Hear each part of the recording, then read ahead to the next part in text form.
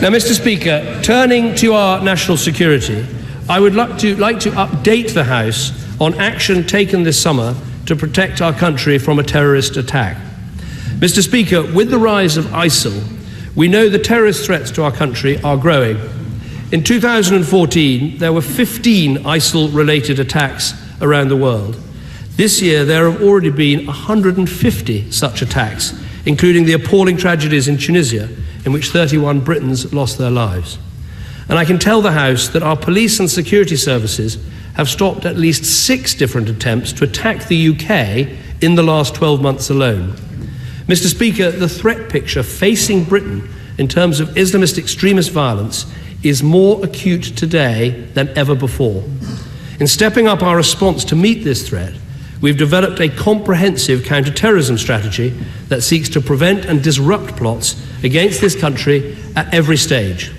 It includes new powers to stop suspects travelling. It includes powers to enable our police and security services to apply for stronger locational constraints on those in the UK who pose a risk. It addresses the root cause of the threat, the poisonous ideology of Islamist extremism, by taking on all forms of extremism, not just violent extremism. We have pursued Islamist terrorists through the courts and the criminal justice system. Since 2010, over 800 people have been arrested and 140 successfully prosecuted. And our approach includes acting overseas to tackle the threat at source, with British aircraft delivering nearly 300 airstrikes over Iraq. And our airborne intelligence and surveillance assets have assisted our coalition partners with their operations over Syria. As part of this counter-terrorism strategy, as I've said before, if there is a direct threat to the British people and we are able to stop it by taking immediate action, then as Prime Minister I will always be prepared to take that action, and that's the case whether the threat is emanating from Libya, from Syria or from anywhere else. Now, Mr. Speaker, in recent weeks it's been reported that 2 ISIL fighters of British nationality who had been plotting attacks against the UK and other countries have been killed in airstrikes.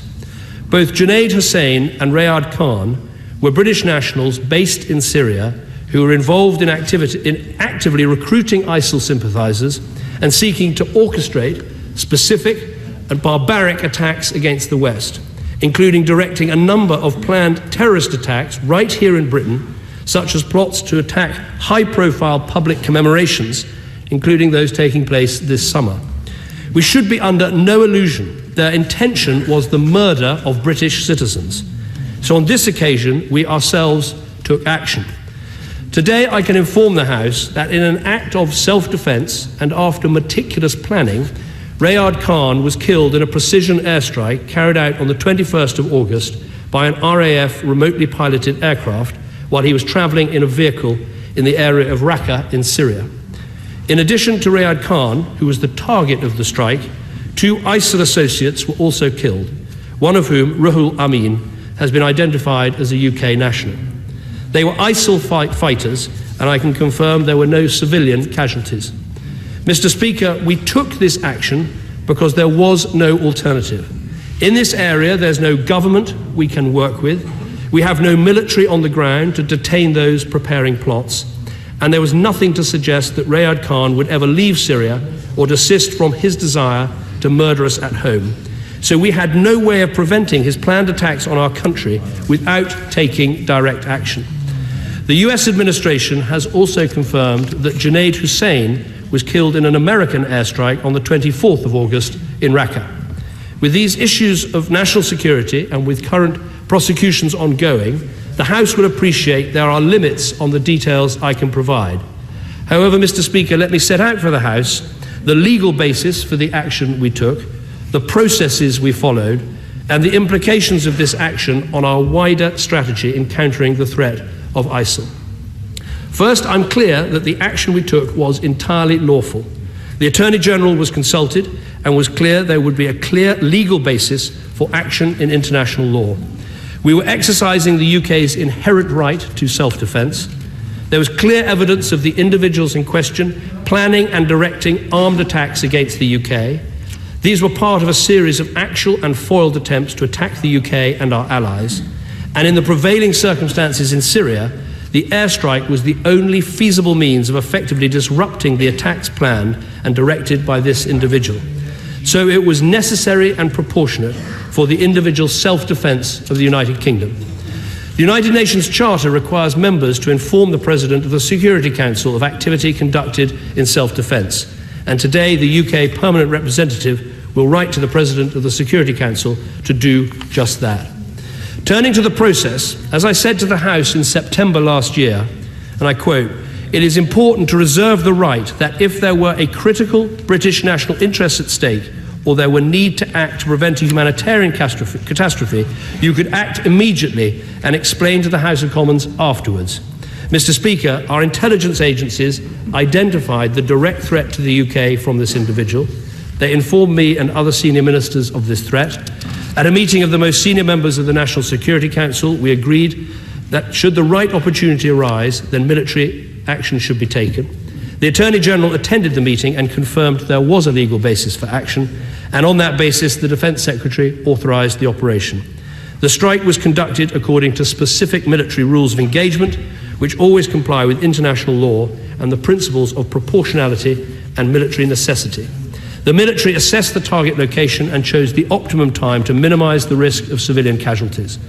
This was a very sensitive operation to prevent a very real threat to our country.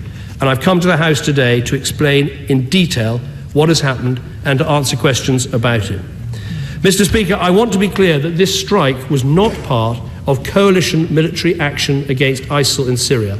It was a targeted strike to deal with a clear, credible and specific terrorist threat to our country at home. The position with regard to the wider conflict with ISIL in Syria has not changed.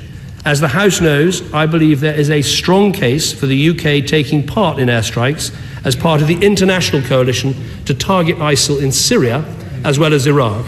And I believe that case only goes stronger with a growing number of terrorist plots being directed or inspired by ISIL's core leadership in Raqqa.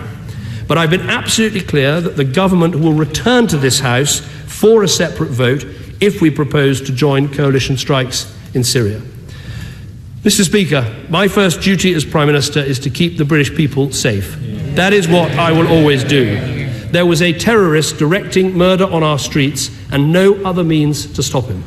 This government does not for one moment take these decisions lightly. But I'm not prepared to stand here in the aftermath of a terrorist attack on our streets and have to explain to the House why I did not take the chance to prevent it when I could have done. That is why I believe our approach is right, and I commend this statement to the House. Harriet Harman. Turning to the government's action on counter-terrorism, no one should be in any doubt about the scale of the threat posed by ISIL. We have witnessed their brutal torture and murder of British citizens abroad and the sickening attacks they have inspired and are seeking to organise here at home. Mr. Speaker, the security services and our armed forces do immensely important work to keep us safe, a task which is difficult and dangerous, and we thank them for what they do. I thank the Prime Minister for briefing me and the Shadow Foreign Secretary this morning, which was the first time we learnt of the specific operation of the 21st of August, of which he has just informed the House. The Prime Minister has told the House today that in order to protect the safety of our citizens here at home, the government has authorised the targeting and killing of a man, a British citizen, in Syria, a country where our military force is not authorised. Will he confirm that this is the first occasion in modern times that this has been done? The Prime Minister said in his statement that there was a meeting of senior members of the National Security Council which agreed that should the right opportunity arise, then the military should take action, and that the Attorney General, who was at the meeting, confirmed that there was, and I quote, a legal basis for action. The Prime Minister has said that this is legally justifiable under the doctrine of national self-defence because the man was planning and directing armed attacks in the UK. There was no other way of stopping him, and the action was necessary and proportionate. Bearing in mind that the sufficiency of evidence as to each of these points is crucial to the justification for this action, Why didn't the Attorney General authorise this specific action rather than merely, and I quote, confirming that there was a legal basis for it? Was the Attorney General's advice given or confirmed in writing, and will it be published? The Prime Minister said